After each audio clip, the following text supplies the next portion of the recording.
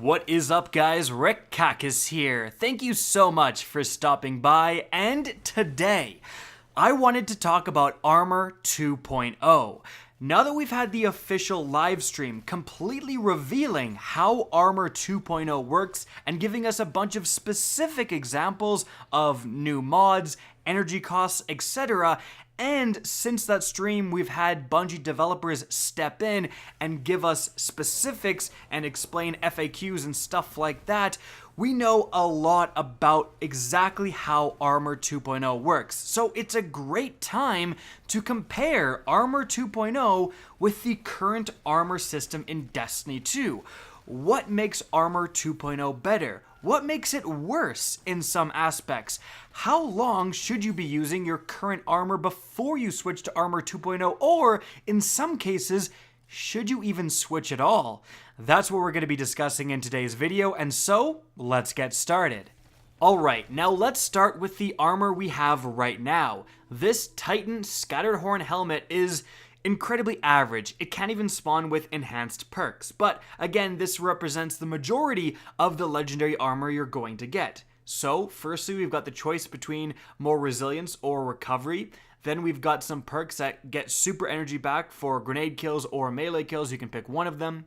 And then we have bonus sniper rifle reserves if you want it. And then finally, we have a special ammo finder in terms of perks. Then you can choose to masterwork it and up its arc damage resistance. And finally, you can put a mod on, whether that's increased super recharge, more resilience, more recovery, grenade recharge, transcendent blessing, any of those things. You can put one of those on. So essentially, we have the choice between a stat. We have 3 different kind of perks if you count one of those as the mod. And then we've got a damage resistance applied. Okay, so moving on to Armor 2.0, let's see what we're working with. So with this, another Titan helmet, that's why I chose the Scatterhorn.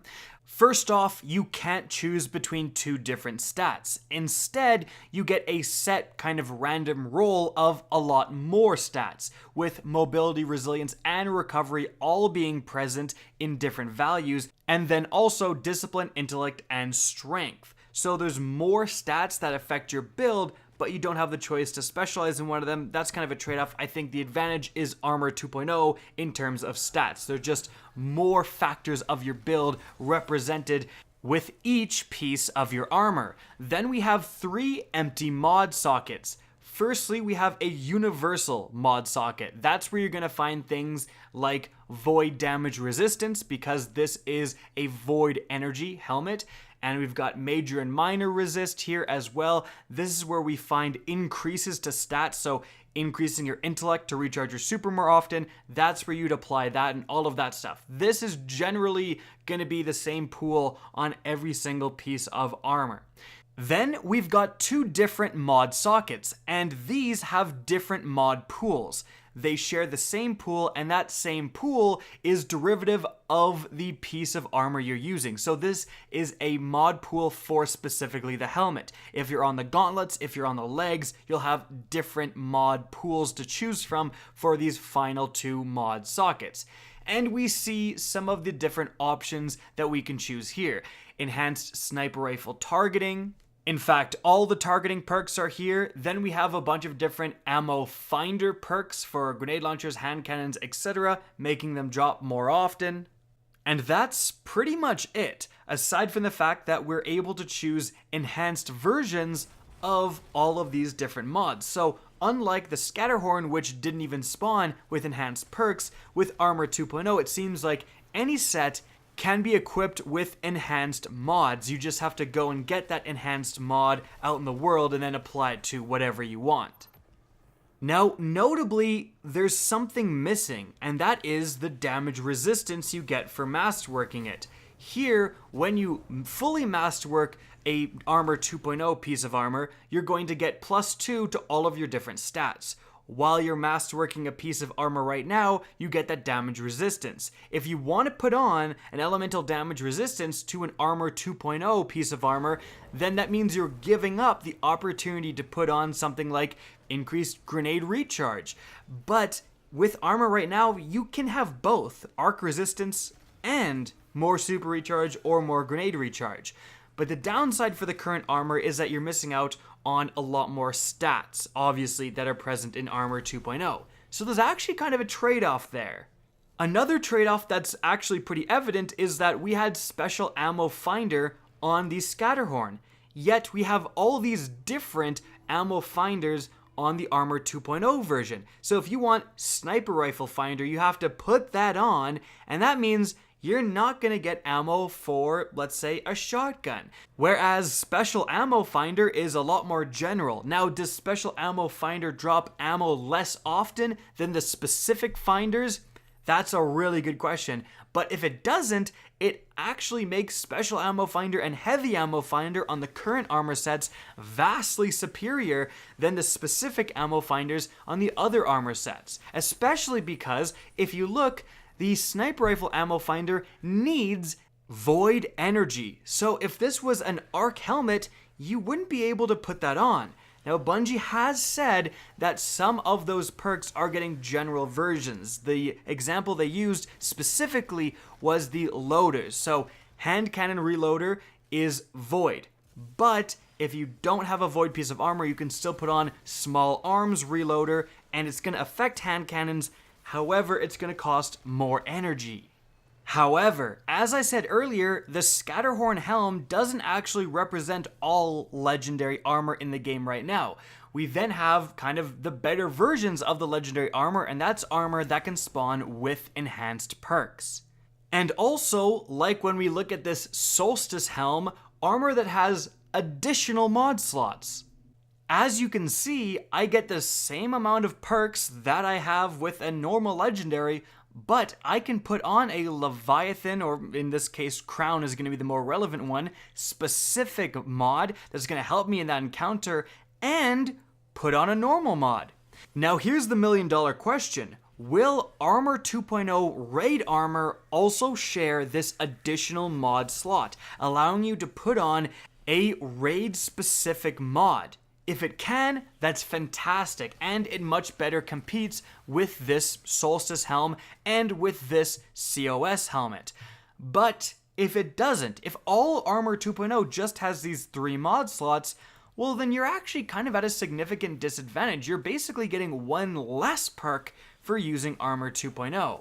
However, of course, because they specifically did this with the COS gear, it's very likely that the raid gear, that they've already thought of this, and the raid gear with Armor 2.0 will have that additional mod slot for those raid exclusive mods.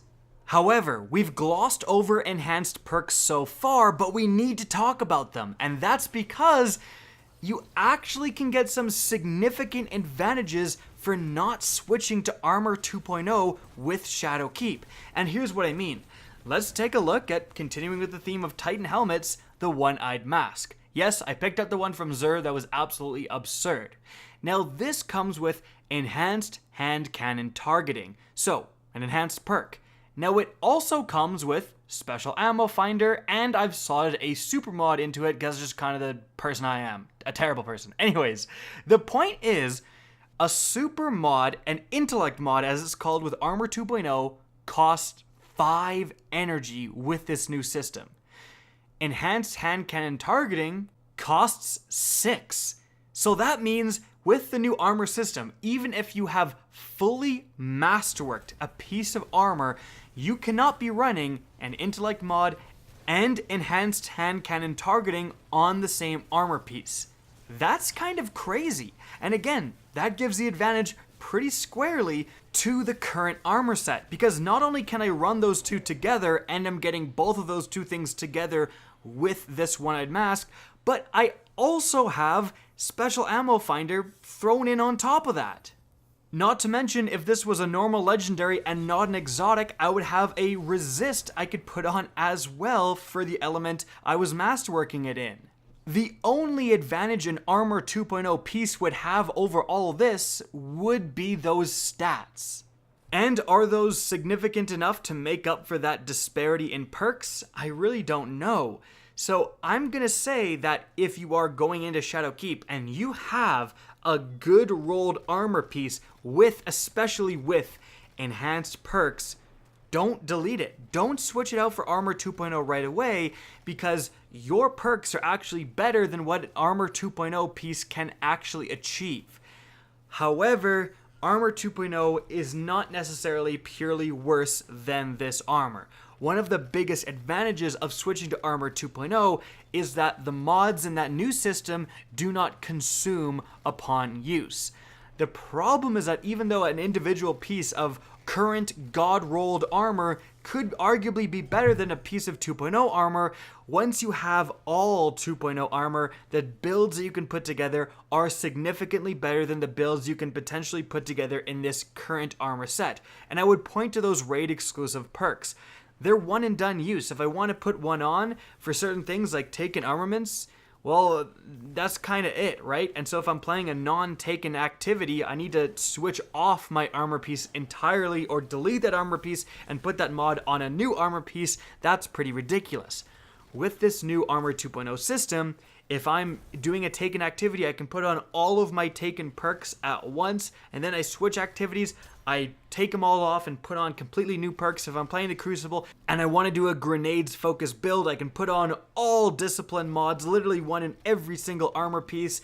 And then if I don't like the build or I want to switch, I can take them all off, put on all intellect mods, for example, or put on major and minor resist for if I'm going into PvE activities. So the customization and the ability to switch out your builds so dramatically and have so many different mods that tune your build in a certain direction is going to be pretty superior than the current armor system. Unless you have a specific build you absolutely love that has every single piece of God-rolled enhanced perk armor, then honestly it might not be worth switching. So that is it for the video. Although Armor 2.0 is, I think, the superior system, it isn't that much superior. And, even me, I think I was really overzealous to switch all to Armor 2.0 immediately. That's why I grinded all 3 of my characters to get their Majestic Solstice sets. But after taking a closer look and examining the differences, I think some pieces in my build may still be some of my current God-rolled armor. Guys, I hope you enjoyed this video, found it informative. If you did, please remember to help me out by simply rating and especially sharing this video. If you guys want to see more Destiny 2 content similar to this, don't be afraid to slap that subscribe button. If you guys want to get in touch with me and keep up to date with the latest channel activity, the best way is to follow me on Twitter at @RickKackis. That's linked in the description down below. Again, I hope you enjoyed the video, and as always, have a good day.